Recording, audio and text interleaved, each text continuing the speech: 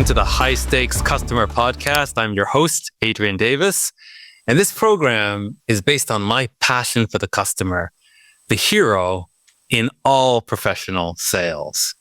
So our time together, we're going to focus on insights and practices that are really going to help you elevate how you think, act, and speak in front of key customers, most important customers, and especially if you're a leader, to instill these capabilities in your team.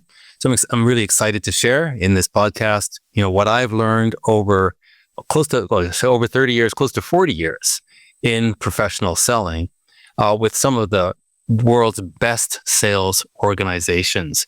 Today, we're focusing on principle number 4 of the 6 principles of the high stakes customer, which is to build disciplined habits. What do I mean by building disciplined habits?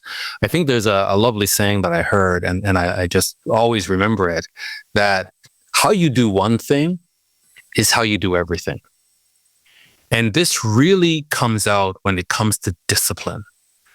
That the organizations that I work with that consistently beat sales targets, that consistently win awards for their professionalism, that consistently open up new high-level strategic opportunities. Notice I keep saying consistently. And what I notice about these organizations is they have process discipline. They have process discipline. There are things that, if they have account meetings, people are there. They show up. And then they do what they promised to do. You can depend on them. But that kind of discipline really depends on individual discipline. And that's something that's an area that I find we don't focus on. We focus on content. Salespeople need more content. They need product knowledge. They need sales process knowledge. They need understanding of principles. And they're excited by this. They want this. But when push comes to shove, when people are really busy, that's when we see who they really are.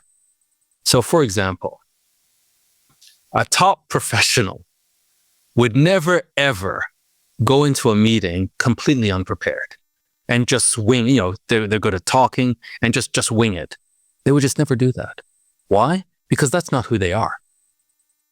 That's just not the way they operate. So yeah, they're busy. They've got 1,000 deadlines, and the excuse, "Oh, I'm just so busy."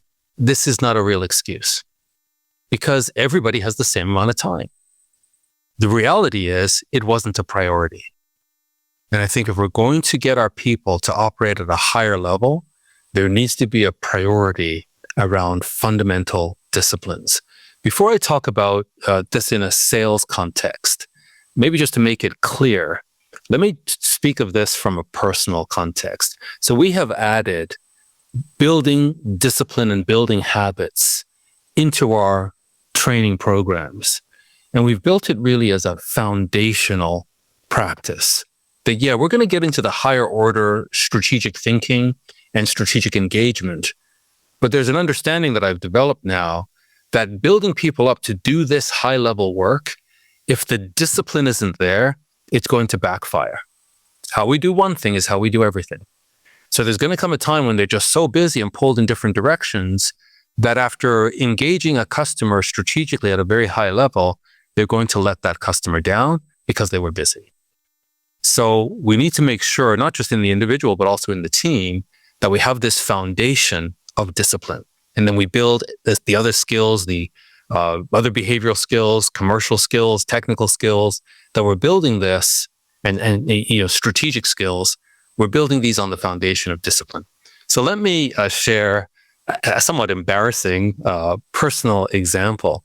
When I started to study this notion of the importance of habits, daily habits, the example that I came across in the research, and it's an example that I actually would be using when I'm explaining to participants why we're doing this, I would give the example of, the New Year's resolution.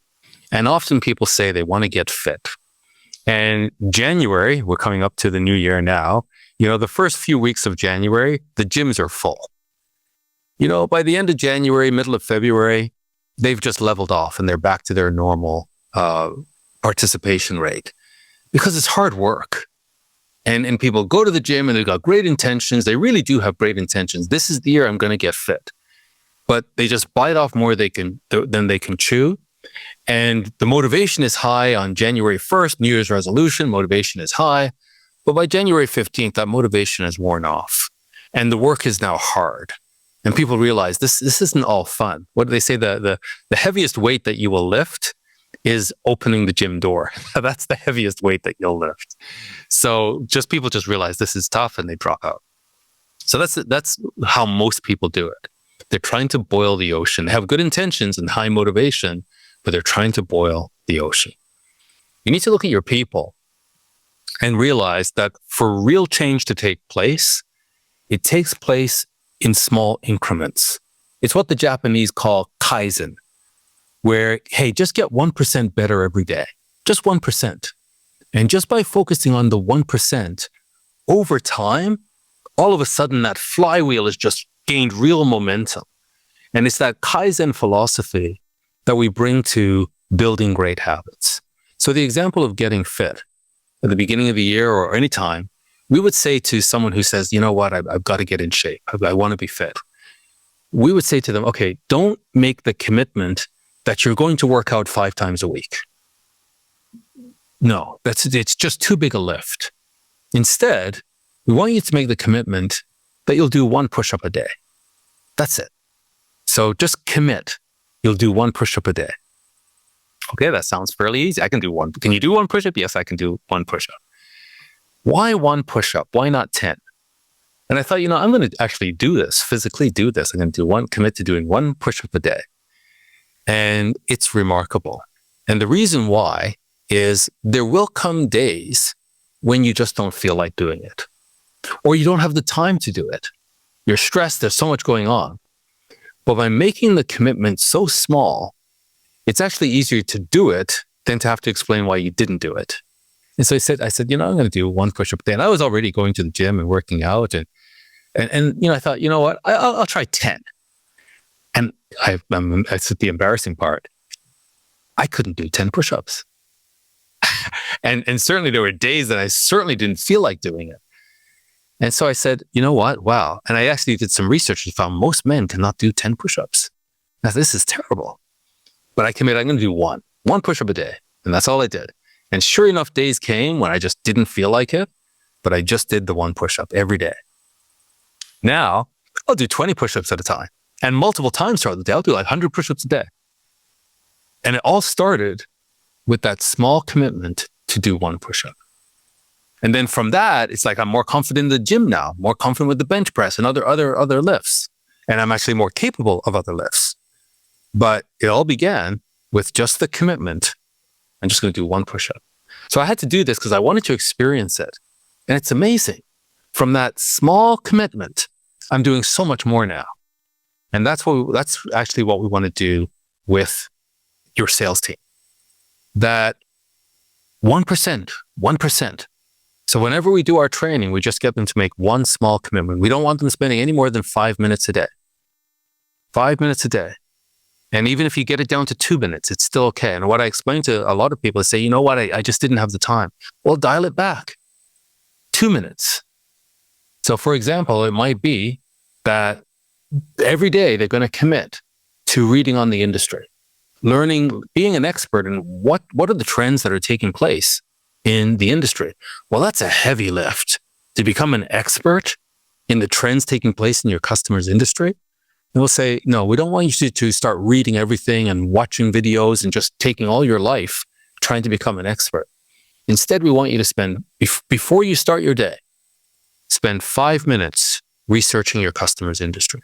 And this is just one example. We have many. But it is amazing. So what happens is as our participants are doing this, we ask them to check in every day and to rate how they're doing and to reflect on how they're doing. And so as they're reflecting, I have visibility to this. I'm in conversation with them. And I repeatedly see like, wow, this is working. I'm actually understanding more now. And it's changing how I show up. It's changing the questions that I ask. It's changing the conversations that I'm having. Another commitment that I've seen like remarkable results with is just the commitment to check in with my team members, to actually build relationships with them, not just because not to call them because I want something, but to actually check in with them to build a personal relationship with them. So that when push comes to shove and there's stress around a deadline, we actually have relationships. So we can make big changes. I said in the first podcast, big doors swing on small hinges. We can make big changes in organizations. Even if there are cultural barriers and structural barriers, we can make big changes in organizations by getting individuals to not make excuses about the obstacles that are in the way, but instead to commit to daily disciplines. And once that backbone is in place for the individual, for the team, we can start to build significant change into the organization that the people themselves are anxious for. That they, it's like, hey, I'm going to do 20 push-ups a time now because I've built strength that I didn't have before. And that's the kind of change that really sticks when it comes from the individual. We're training quite a few Fortune 500 companies. And one in particular that I just got this feedback last week, that as a result of our training, the teams are starting to have conversations with each other that they wouldn't otherwise have had. That they see the need to more of a greater need to collaborate with one another. And this one team, this VP, she wasn't 100% sold on our program. It looked intriguing. And she obviously is coming out of her budget and she's supporting it. She's one of 4 VPs that are supporting the program. But she said she wasn't 100% bought in. Now she's 100% bought in. And the reason is, she just saw the difference in how the teams are talking with each other. And one in particular came to her and shared with her this huge opportunity that his team uncovered because they had a conversation that they wouldn't have otherwise had. And it's, again, just building these daily disciplines of checking in with my team members and just, hey, if it's just 5 minutes, but that 5 minutes, that might lead to a bigger, longer, more substantive conversation. So this is really the key. If we're going to make real change, especially in a world that's just rapidly changing around us, we need to bring in these daily disciplines. And that's what sort of becomes the backbone of every other change that we want. And also what it does is it gives people stability, right? The more the world is unraveling and changing suddenly and surprising us, what daily disciplines do is they give us a grounding, that we feel grounded. And because of that, it's good for our mental health, that a lot of people are stressed out over all the changes that they're facing. But in the sea of this change, we have stability because there are certain things that we just do daily. And that really grounds us. I want to share another example. Well, before I do that, I just wanted to talk about this other dimension of this. And it's trust.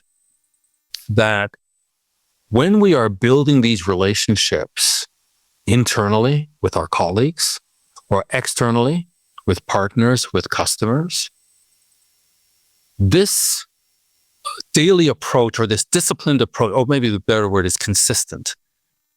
Consistency builds trust because everybody is anxious to understand and predict what will happen next. It's just the way the brain works.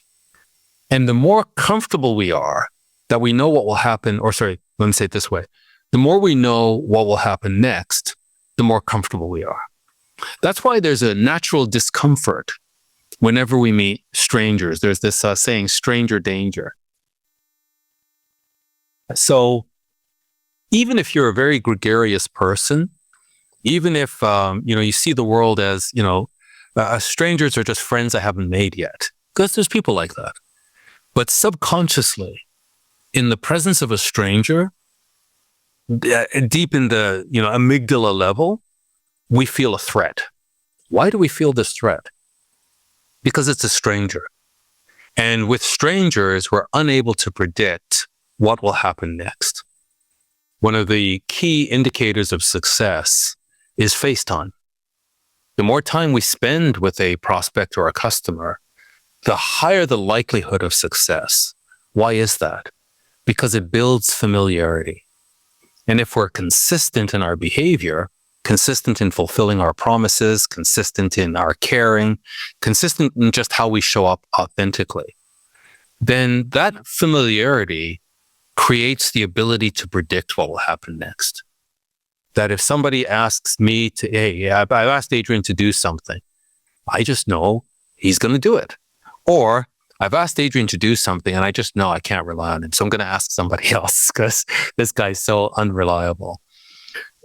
What happens though, the danger here is if it's not a discipline, if like, hey, when the conditions are good, I'm able to fulfill my promises.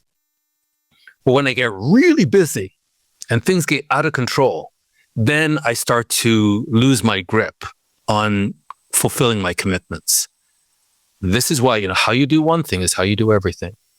And if a customer sees that, hey, 9 times out of 10, you deliver or your team member delivers, but 1 time out of 10, they fail to deliver, that's all it takes for the brain to disconnect and say, I'm unable to predict what happens next with this person because they let me down.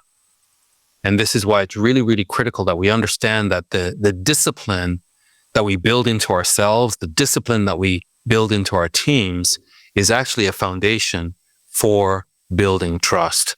And so one of the things I'm just going to talk about another company, they are a major company in the audio visual space. They're a global company and they have a phenomenal strategic customer engagement program. And I had the privilege to train them and to train them cross-functionally. And again, everybody's busy. And in their particular world, it's a very complex world and things are blowing up all the time, as in all is technology. Things are blowing up all the time. And so they have to be here, there, and everywhere. And every day when they when they turn on their computer, there's all kinds of things that are crying for their attention. And so it was a difficult sell to say to them, no matter how busy you are, you need to be strategic. That what was happening was they had these great strategic plans for these accounts, global accounts, Fortune 100 accounts, phenomenal, great plans, but they couldn't execute them because of all of the firefighting. They spent their time fighting fires. And every time you put out one fire, there was another fire. And so it was a bit of a sell, but they got it. What they said is we need to shift from firefighting to fire prevention. And if we can get to fire prevention, that's going to clear the space for us to really move to strategic engagement. So we need to shift from firefighting to fire prevention to create space to become truly strategic partners with our customers. And so we just had to build some daily 5-minute habits, but cross-functionally. The habit for one, operations would be different than the habit for customer success, which would be different for the habit for the key account leader. But all of these habits would be complementary with the objective of shifting to fire prevention. And so after a while, it's like, these fires are repeatable. And in fact, they're a little bit predictable. And so there are things that we could put in place that actually wouldn't happen. And so they just started to take time to build these fire prevention mechanisms, which now that creates breathing room for the team to move up. In fact, we had to change the agenda, that we don't start with the firefighting issues, that we always start with strategy. And then we start focusing on fire prevention. And then, yes, we have to do the firefighting, but the firefighting no longer becomes an excuse for not doing strategic work, because we're just asking for a small amount of time every day, and then a bit of time once a week, and then ultimately monthly and quarterly. So we just had this cadence of daily, weekly, monthly, quarterly, annually. And everything has shifted. It's like that whole concept of the flywheel, where initially it's very, very hard to turn, very, very difficult. Everybody's busy, crisis everywhere, very difficult to turn. But once you start to get a little bit of movement, then, okay, now it's moving and now it's really flying. And so now we're going to be taking this whole thing, this whole operation to next level. And they're just leaving the competition in the dust as a result. So I wanted to spend a bit of time today just encouraging you to, while you're thinking about skill building in your team, to also take time about thinking about the foundation. Does the team have the appropriate disciplines? And these disciplines these habits can be stacked. Hey, we've got this guy doing 1 push-up a day and he's committed. He's actually doing this. He's following through. Okay, maybe we move him to 5. Maybe we move him to 10. Maybe we move him to a different discipline that's related, because now he's got traction. Now he's engaged. Now he's seeing the results. And that's another thing, is we need to be able to report on the results so that people can actually see their progress and see the progress of their teams. And that creates excitement and momentum. So we are really talking here about, again, it's all about development, but we need to understand that there's a foundation. Again, think of that Japanese concept of Kaizen. There really is a foundation to this. So this is the High Stakes Customer Podcast, and it's brought to you by Whetstone. We are dedicated to sharpening how leaders think, how they speak, how they act when it comes to engaging their most strategic customers. And it's our belief that true strategic relationships really require clarity, they require empathy, and they require disciplined execution. That's what builds the trust and the confidence. If you like this podcast, hit the subscribe button. I want to do more of these. I want to be very transparent. I want to help you. I want to accelerate your success and the success of your team. This is the High Stakes Customer Podcast with Adrian Davis. Looking forward to seeing you in our next episode.